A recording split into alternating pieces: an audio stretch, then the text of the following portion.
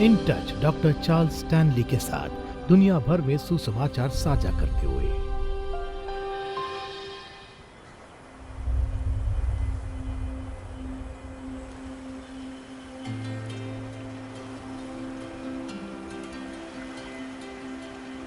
आप जानते हैं, आपने शायद सुना होगा कि कुछ लोगों के पास वास्तव में प्रभु के पास आने और उन्हें अपना जीवन देने से पहले चट्टान को नीचे से प्रहार करना पड़ता है। यही तो घटित हुआ।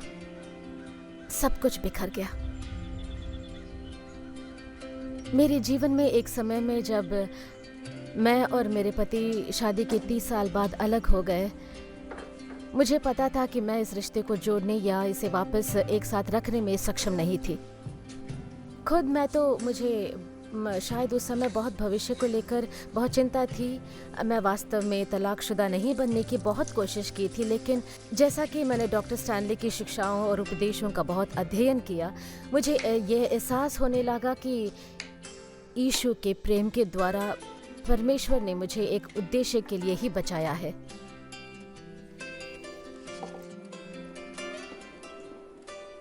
मुझे उनके जीवन में अन्य लोगों की सेवा करने का अवसर दिया गया था।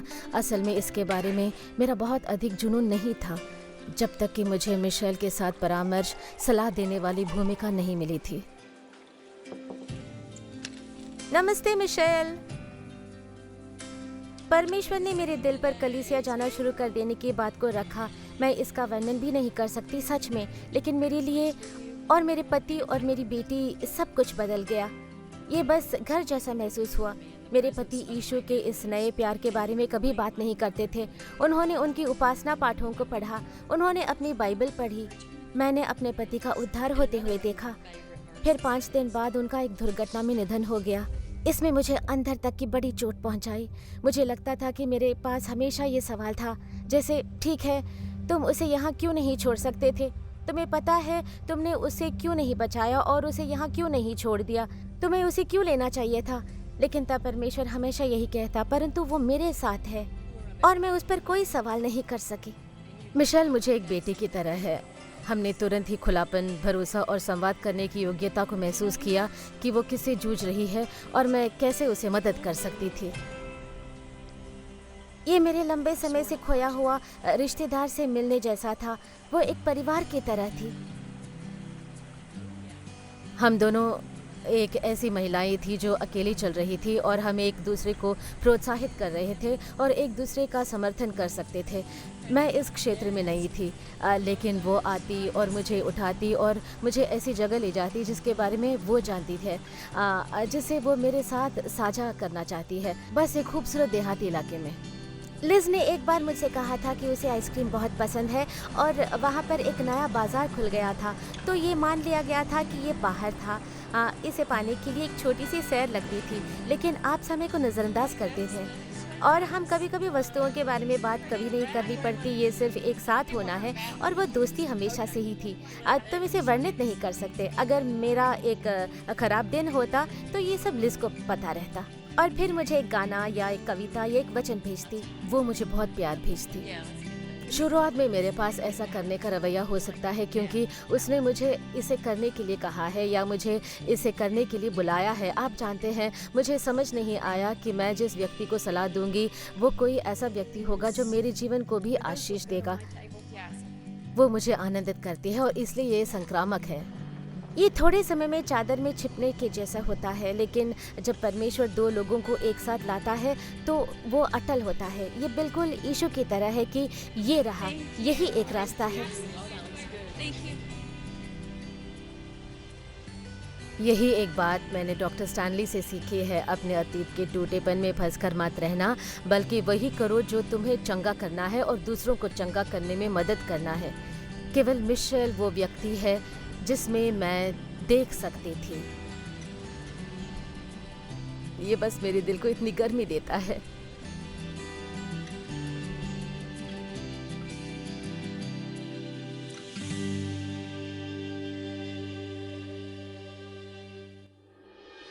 इन टच पर अगला, एक दृढ़ परिवार। प्रभु ने परिवार का निर्माण किया।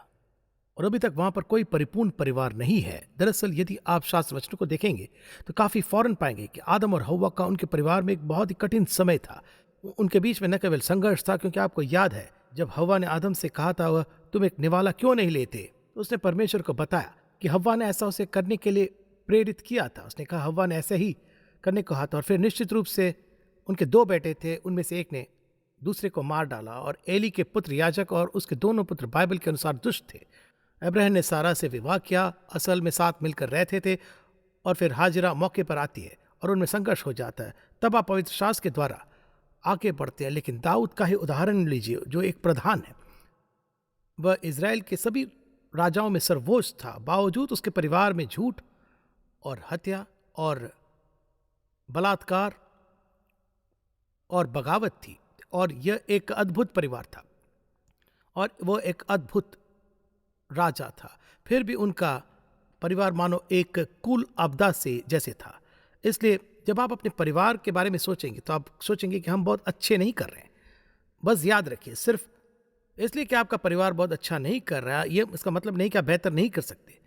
यदि आप उस पर काम करने के लिए इच्छुक है तो आप उसमें सुधार ला सकते हैं। इन दिनों एक दृढ़ परिवार का होना मुश्किल लगता है, फिर भी ठीक यही मैं इस संदेश में बात करना चाहता हूँ। परमेश्वर अपेक्षा करता है कि हमारे पास दृढ़ परिवार हो, और इसका प्रमाण यही है कि अगर आप एक पल के लिए व्यवस्था विवरण के अध्याय 6 की ओर मुड़े तो मैं चाहूंगा कि कुछ वचनों को आप देखें जो इस बात का पूर्ण प्रमाण है कि परमेश्वर भी अपने परिवार को एक दृढ़ परिवार होने में बहुत दिलचस्पी रखता है। अगर आप 6 अध्याय को देखेंगे, यहाँ पर थोड़ा समय बचाने के लिए मैं वचन 3 से पढ़ना शुरू करूंगा, और ध्यान दीजिए कि शास्त्र वचन क्या कहता है। कहता है, हे इज़राइल सुन और ऐसा ही करने की चौकसी कर, इसलिए कि तेरा भला हो और तेरे पितरों के परमेश्वर यहोवा के वचन के अनुसार ने उस देश में जहाँ दूध और मधु की धाराएं बहती है तुम बहुत हो जाओ। तब वह कहता है कि हे इज़राइल सुन, यहोवा हमारा परमेश्वर है, यहोवा एक ही है। तो अपने परमेश्वर यहोवा से अपने सारे मन और सारे प्राण और अपनी सारी शक्ति से प्रेम रखना, और ये आज्ञा है जो मैं आज तुझे सुनाता हूँ वे तेरे मन में बनी रहें। और फिर वह जिस परिवार के बारे में कहता है वही इस बात का प्रमाण है कि वह दृढ़ परिवार चाहता है। वह उनसे कहता है, मुख्य रूप से पिताओं से बात करता है, और तू इन्हें अपने संतानों को समझाकर सिखाया करना, और घर में बैठे मार्ग पर चलते लेटते और उठते इनकी चर्चा किया करना। अर्थात उसकी संतानों को, उसके परिवार को परमेश्वर के वचन को सिखाना, इन्हें अपने हाथ पर चिन्ह के रूप में बांधना, और ये तेरी आंखों के बीच टिके का काम दे, और इन्हें अपने घर के चौखट की बाजुओं और अपने फाटकों पर लिखना। और वह सीधे रूप से परमेश्वर का वचन कह रहा था जो मुझे तुम्हारे परिवार में चाहिए। जहां भी आप मुड़े वहां इस बात का प्रमाण हो कि परमेश्वर का वचन तुम्हारे परिवार में है। परमेश्वर चाहता है कि हमारे परिवार दृढ़ और प्रेम पूर्ण बने। तो कोई कहेगा, वैसे तुम उस परिवार के परिभाषा कैसे करोगे? तब मैं बस यही कहता हूं कि एक दृढ़ परिवार होने का हमारा मतलब है कि एक परिवार जिसके सारे सदस्यों के बीच एक दूसरे के प्रति प्रेम और भक्ति भाव हो। एक दूसरे के प्रति प्रेम और भक्ति भाव, दूसरा विकल्प नहीं होना।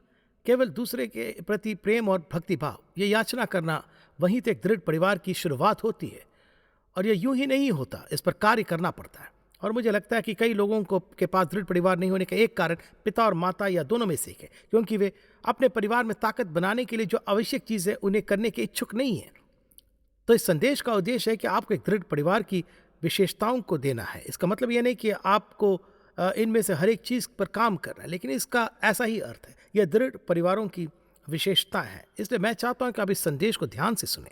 मैं चाहता हूं कि आप अपने घर के बारे में सोचें कि आप उसमें कैसे सुधार ला सकते हैं, कैसे दृढ़ बना सकते हैं। और चाहे कुछ भी हो जाए, लेकिन आप हार मत मानिएगा। चाहे कुछ भी हो जाए, आपको हार नहीं माननी है। परमेश्वर ने आपको एक कारण से वहां पर रखा है। अगर आप उसकी बात को ध्यान से सुनेंगे तो वो आपको एक दृढ़ प्रभावशाली व्यक्ति बना सकता है। आपके बच्चे बड़े होकर सही तरह से प्रभाव और गवाही बनने के लिए तैयार होंगे, और जो कुछ आप उन्हें देंगे वे उसी को वापस लौटाएंगे। वो आपके लिए एक शानदार परिवार बनाएगा। तो चलिए पहली विशेषता से हम शुरू करते हैं, और अब मैं आपको इसे सामने ये बातों को रखता हूँ। जब मैं पहली विशेषता को कहूँगा तो आप कहेंगे ठीक है, बस इससे मुझे गिने। नहीं, क्योंकि मैं उस हिस्से पर आ रहा हूँ जहाँ उनके परिवार बटे हुए और अलग हो गए और मानो मिश्रित है वगैरह। इसलिए शुरू से ही मेरे साथ बने रहिए। सबसे पहली विशेषता, धार्मिक माता पिता। क्या आपको एक दृढ़ परिवार चाहिए? तो आपको एक दृढ़ माँ बाप की जरूरत है जो परमेश्वर से प्रेम करते हैं, उसके प्रति समर्पित है। एक दृढ़ परिवार में वही सबसे शक्तिशाली घटक होता है। दूसरी विशेषता है कि जो एक दृढ़ परिवार होने के बारे में सबसे महत्वपूर्ण चीज़ों में से एक है कि माता पिता में सुसंगति होना चाहिए। यानी अगर आप कुछ कहते हैं तो वही कृति करें जो आप कहते हैं, क्योंकि आप बच्चे क्या करते हैं, वे वही सुनते हैं और जो आप कहते हैं, लेकिन वे वही कृति करते हैं जो आप करते हैं, और बच्चे से बहुत ध्यान से देखते हैं। यदि आप सुसंगति चाहते हैं तो आपको वही कृति करनी होगी जो आप कहने वाले। बहुत ही महत्वपूर्ण है। फिर निश्चित रूप से आपको एक अच्छा श्रोता बनने की जरूरत है। हर कोई सुनना चाहता है और बच्चे भी चाहते हैं कि आप उनकी सुने। और अगर आप किसी बच्चे को दूर करना चाहते हैं और खुद को भी उससे अलग करना चाहते हैं, चाहे वो एक छोटा लड़का हो या छोटी लड़की हो या किशोर हुआ हो, बस उनकी सुनने में व्यस्त हो जाए। सुनना एक परिवार में बहुत ही महत्वपूर्ण गतिविधि है। हो सकता है कि आपको उनकी बातों में हमेशा दिलचस्पी ना हो, लेकिन याद रखिए वे आपको अपने माँ बाप के रूप में सम्मानित करते हैं, लेकिन वे सोचते हैं कि आप उनसे अधिक चालाक है, इसलिए वे चाहते हैं कि आप उनकी बातें सुने, क्या क्योंकि आप उनकी मदद करने में सक्षम होंगे। और हर कोई सुनना चाहता है। आप चाहते हैं कि आपकी नौकरी, आपके परिवार, आपके दोस्तों के बीच आपकी सुनी जाए। आपको लगता है कि ये बहुत महत्वपूर्ण है। किसी की बात सुनने से इनकार करने का अर्थ है कि उन्हें बंद करना और इस तरह से बयान देना कि तुम सुनने के लायक नहीं हो, महत्वपूर्ण नहीं हो, इसलिए मैं तुम्हारी बात नहीं सुनूंगा। सुनिश्चित करना कि आपके परिवार में ऐसी बातें न हो। फिर निसंदेह बिना अस्वीकृति के उन्हें अनुशासित करना, ये एक बहुत ही महत्वपूर्ण मुद्दा है जो बस इतना ही कहता है कि जब आप अपने बच्चों से नाराज होते हैं तो आप उन्हें अनुशासित नहीं करते। यदि आप उनके द्वारा की गई किसी बात से नाराज है तो आप उस पर काबू पाए। पीछे हट जाने का अर्थ है दूर चले जाना। क्रोध पर काबू पाने के लिए ऐसा कुछ करना जब तक आप और परमेश्वर उस बारे में आपकी भावना को नहीं सुलझाते, तब आप उनके पास आइए, फिर उन्हें अनुशासित करिए। देखिए, अगर आप गुस्से में अपने बच्चे को अनुशासित करते शायद आप उन्हें चोट पहुंचाते हैं। दूसरी चीज़, वे आपके नज़रिए को महसूस करते हैं, आपके इनकार को महसूस करते हैं। आप नहीं चाहते कि वे स्वीकृति को महसूस करें। आपको उन्हें कहना चाहिए कि आप एक कारण के लिए ऐसा कर रहे हैं, इसलिए मैंने अपने बच्चों के जीवन में एक नीति बनाई। ये मैंने हमेशा उन्हें अनुशासन में रखने के लिए नहीं बनाए। जब तक सबसे पहले मैं कौन सी कृति करूँगा, इसे मैंने उन्हें स्पष्ट नहीं कर दिया था। अनुशासन में मैं अपने बच्चे को अपने हाथ से कभी नहीं छूँगा। जब आप किसी बच्चे को अपने हाथ से थप्पड़ मारते हैं, चाहे वह चेहरा हो या कोई अन्य जगह, तो उसके बारे में कुछ ऐसा होता है जो अस्वीकृति में परिवर्तित होता है। और मनोवैज्ञानिक रूप से इसके बारे में अत्यंत विनाशकारी कोई बात जरूर है। फिर निश्चित रूप से एक साथ बाइबल पढ़ना। ये जानना आश्चर्यजनक होगा कि कई ऐसे मसीह है, कैसे ऐसे मसीह घर है, जैसे कि हम कहेंगे, जहाँ पर माँ बाप और बच्चे एक साथ बाइबल पढ़ते हैं। किसी के पिता जीवित नहीं है तो किसी के होकर भी बहुत व्यस्त हैं।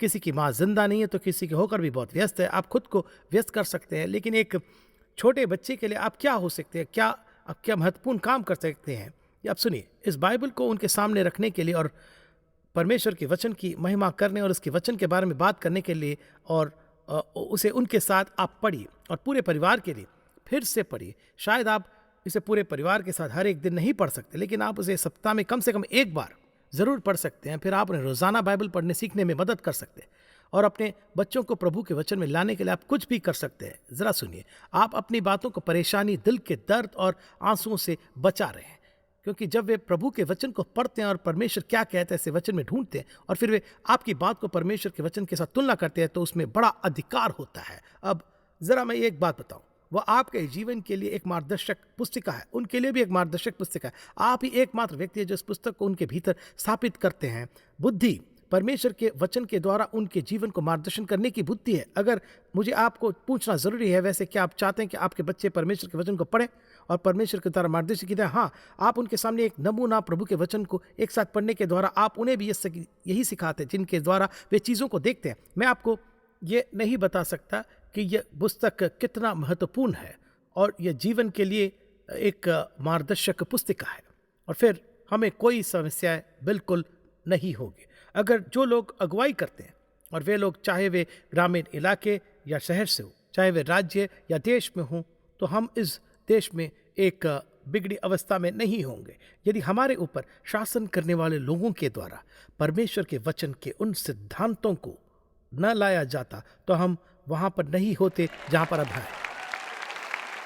तो आप चाहते हैं कि आप उन्हें व्यक्तिगत भक्ति करने के लिए प्रोत्साहित करें। केवल उतना ही नहीं जो आप सभी एक साथ पढ़ते हैं, बल्कि उन्हें इसे खुद पढ़ने की आदत डालने की ज़रूरत है। और बस ये कहें कि अगर ऐसा कोई परिच्छेद है जिसे तुम पढ़ते हो परंतु समझ नहीं पाते हो, तो तुम मुझसे पूछो, इसे समझने में मैं मदद करूंगा। अगर मैं नहीं करता तो हम इसका उत्तर खोजेंगे। उन्हें यूं ही लटकते मत छोड़िए, बल्कि कहें हम पता लगाएंगे कि फिर निश्चित रूप से एक मार्गदर्शक के रूप में उनके जीवन में बाइबल आधारित दृढ़ विश्वासों का निर्माण करें।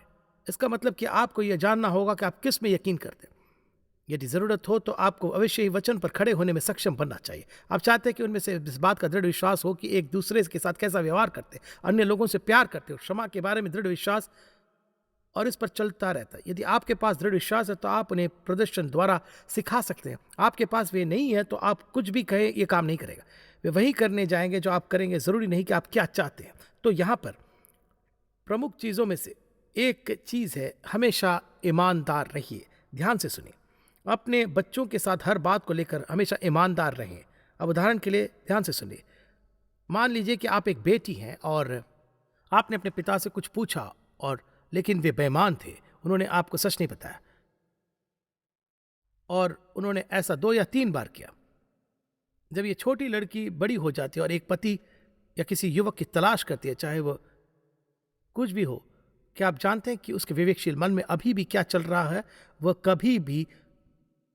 कभी भी पुरुषों पर भरोसा नहीं कर पाएगी। आप कहते हैं ये बिल्कुल सच नहीं, निश्चित रूप से सच है। जब आपके पिता जैसा कोई आधिकारिक व्यक्ति ईमानदार नहीं है, सच्चाई को नहीं बताता, झूठ बोलता है, या चाहे उसे जो कुछ भी हो, एक बच्चा उसे जब देखता है, महसूस करता है, तो होता क्या है? जब बात पुरुषों की आती है, जरा आपसे ध्यान से सुनिए।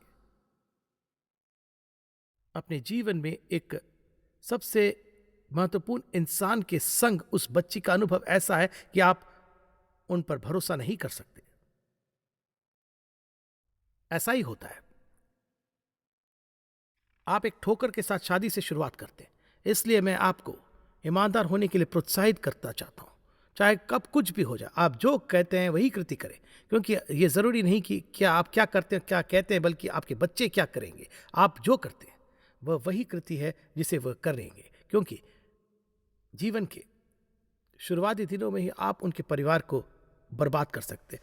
अब टूटे घरों के बारे में क्या एक बार टूट जाने के बाद, तलाक होने के बाद, एक बार जुदा होने के बाद एक दृढ़ घर बनाने का तरीका है? जी हाँ, यह उतना दृढ़ नहीं हो सकता, लेकिन एक तरीका जरूर है। ध्यान से सुनिएगा।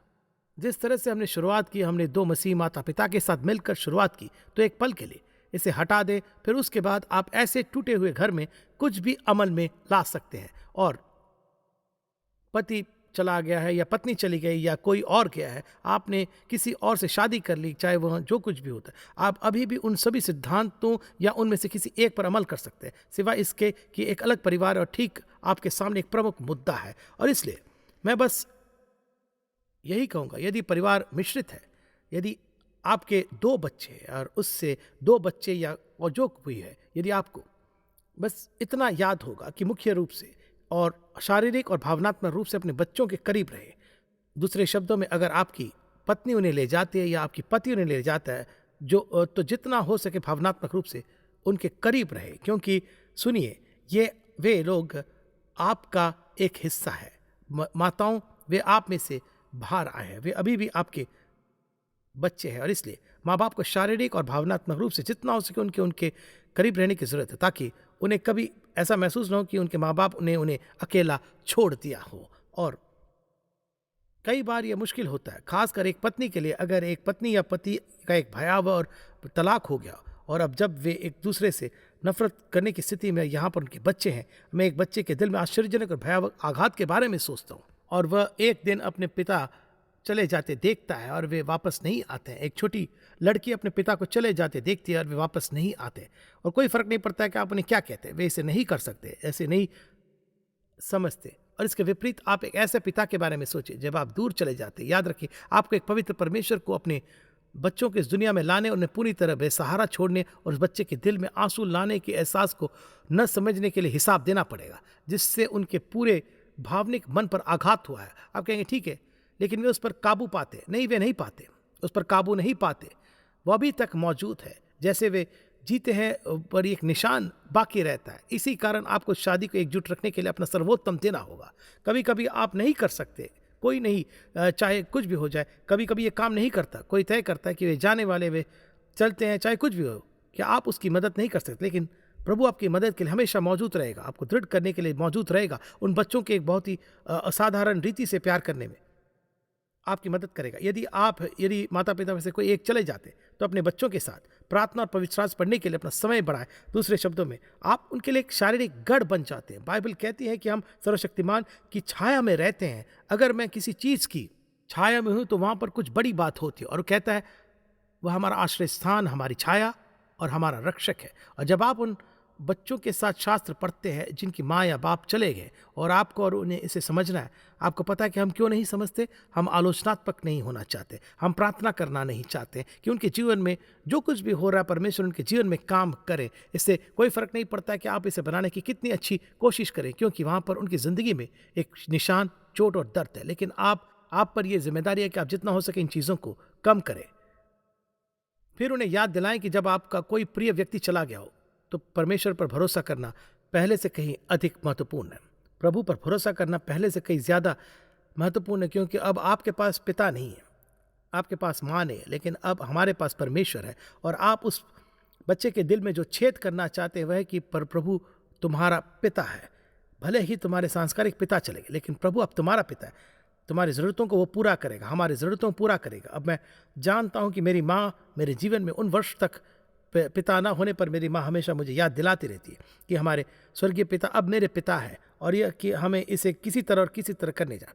जब समय बहुत कठिन होता है, लेकिन वह मुझे प्रोत्साहित करने के लिए हमेशा मौजूद थी। और एक दिलचस्प बात है कि आप उन बच्चों के लिए कर सकते हैं कि उन्हें हर सुबह पवित्र शास्त्र का एक वचन दे, क्योंकि परमेश्वर ने इस बोझ को आपके दिल में डाला है। और बस उसे मांगिए, उन्हें कहिए, और बस यही कहिए कि आप स्कूल जाने से पहले इसे क्यों नहीं पढ़ते। अगर आपने उन्हें एक बाइबल दी है, उनके पास अपनी बाइबल है, फिर प्रभु के साथ उनके व्यक्तिगत संबंध का महत्व सिखाने का यह आपके लिए एक अद्भुत अवसर होता है कि चाहे जीवन में कुछ भी होता है, तुम सफल ज़रूर बनोगे और हम सफल ज़रूर बनेंगे। फिर चाहे कुछ भी हो, हम एक दृढ़ परिवार को ज़रूर पाएंगे। और वह इसके पहले इतना दृढ़ कभी नहीं हो सकता था, लेकिन यह उन ज़्यादातर लोगों के परिवारों से अधिक दृढ़ होगा जो इसे बनाने की अनुमति देता है। और इसलिए मैं आपको इस बात पर प्रोत्साहित करना चाहता हूँ कि चाहे आप कोई भी हो, यदि आपने कभी भी अपने उद्धारक के रूप में यीशु मसीह पर भरोसा नहीं किया, तो आपके लिए दृढ़ परिवार और अपने बच्चों को दृढ़ता में बढ़ाना एक बहुत कठिन समय होगा। हम एक ऐसी दुनिया में रहते हैं जो हर तरह से हमारे बच्चों के खिलाफ है, मानसिक और शारीरिक और नैतिक रूप से उन्हें नष्ट करने के लिए हर जगह कुछ न कुछ विचलित करने वाली बातें हैं। आप उनके शरण स्थान है, आप उनकी मदद है, आपको उनकी ज़रूरत है, उन्हें भी आपकी ज़रूरत है, और हर एक को परमेश्वर की ज़रूरत है। और मैं आपको अपने उद्धारक के रूप में मसीह पर भरोसा करने के लिए प्रोत्साहित करना चाहता हूँ, अपने जीवन में आने के लिए उस तरह से व्यक्ति बनाने में आपकी मदद करने जैसा प्रभु चाहता बने। और माता पिता के रूप में एक ऐसे धार्मिक माता पिता बने जो आपको बनना ज़रूरी है। आप एक बेटा बेटी हो सकते हैं, अपने परिवार के साथ बहुत बुरा व्यवहार क्यों। आप कहेंगे ये बहुत पहले की बात है, क्या आपको पता है वे अभी तक उस चोट में जी रहे, वे अभी भी उस घाव में है, वे ऐसे भूल जाएंगे होंगे? नहीं, वे नहीं भूलते। जब कोई आपके एक बच्चे के रूप में गहराई से चोट पहुंचाता हो तब आप उसे नहीं भूलते। फिर जब आप माँ बाप को चोट पहुंचाते तो वे भी नहीं भूलते। इसलिए मैं प्रोत्साहित करूंगा कि आप अपने परिवार में किसी भी मुद्दे को सुलझाएं, क्षमा मांगे, चीज़ों को ठीक करें और अपनी माता और पिता का सम्मान करने के लिए अपना सर्वश्रेष्ठ प्रयास करें। और आज सुबह आपसे कहना चाहता हूं कि हम सबकी अपने अपने बच्चों के प्रति कुछ जिम्मेदारियां हैं, हमारे एक दूसरे के प्रति जिम्मेदारियां हैं, एक दूसरे से प्यार करना है, हर संभव मदद करना है। एक मसीह होने के नाते यही सब कुछ है। और मैं आपको उन नोट्स को लेने के लिए प्रोत्साहित करूंगा जो आज आपके पास है। अगर आप उन्हें कहीं शेल्फ पर रखेंगे तो आपको खेद होगा कि आपको क्या करना है, उन्हें देखना है, पढ़ना है। अगर मैं कुछ सामान्य रूप से याद रखना चाहता हूं तो मुझे याद रखने में मुश्किल होगी, तो मैं इसकी एक सूची बनाऊंगा और मैं इसे कहीं से ऐसे स्थान पर रखूंगा जहां मैं इसे इस दिन देखूंगा। मैंने बस पढ़ूंगा, बार बार पढ़ूंगा। और मैंने यहाँ पर बहुत समय पहले इसकी खोज की। जब कोई समस्या आती है तो मुझे इसे याद रखूंगा, इसलिए नहीं कि मैंने इसे सिर्फ एक बार पढ़ा और न ही मैंने इसे एक बार सुना, क्योंकि मुझे पता था इसमें से किसी भी बात को भूलना आसान होता। हाँ, आपने कोई महत्वपूर्ण बात नहीं सुनी, सब महत्वपूर्ण बातें रही है, सब कार्य सब बिल्कुल सत्य है।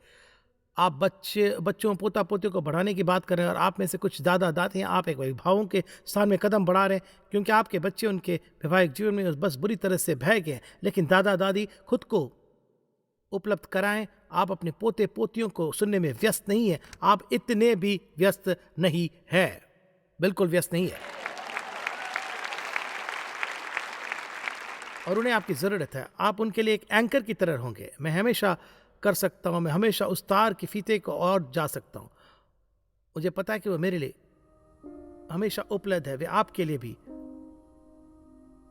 ऐसा ही करेंगे। यदि आप बचा नहीं गए तो आप अपने खिलाफ कार्य करें। मैं यीशु के नाम से आपसे विनती करता हूं कि आप अपने आप को सीधे उसे आपके पापों को क्षमा करने, अपने उद्धारक के रूप में उस पर भरोसा करने के लिए कहें, और फिर प्रभु को आपके और आपके परिवार के जीवन में कार्य करने दें। हे पिता, हम इन सारी चीजों को आपके समर्पित करता हूं, और मैं जीवित परमेश्वर की पवित्र आत्मा से प्रार्थना करता हूं कि प्रभु आप इन सच्चाइयों को उन सभी लोगों के मन और हृदयों के भीतर से खोदेंगे जिन्होंने इसे सुना है और जो सुनेंगे। और प्रभु आप उनके दिलों में ऐसे काम करेंगे कि हर एक परिवार बलवान, दृढ़ और मजबूत बनता है, और वे इन सच्चाइयों को उनके दोस्तों के साथ बांटेंगे जिनके परिवार टूट चुके, या उनके परिवार दोस्त जो कठिन समय में गुजर रहे हैं। पिता, हम सबको संपूर्ण सत्यता में सच्चाई के मिशनरी बनाइए कि आप हमें दे डालने को सिखाइए, क्योंकि हम किसी से उसे वापस पाना चाहते हैं। हम यह प्रार्थना यीशु के नाम में करते हैं, आमीन। यदि आज के प्रोग्राम के द्वारा आपने आशीष पाई है तो कृपया लॉग कीजिए intouch.org पर। इन टच पूरे संसार में लोगों को परमेश्वर के साथ में बढ़ने वाले संबंध में बनाता है और लोकल चर्च को बल देता है। ये प्रोग्राम इन टच सेवकाई के द्वारा प्रस्तुत किया गया है। ये परमेश्वर के अनुग्रह से और आपकी प्रार्थना और भेंटों के द्वारा ही संभव हो सका है।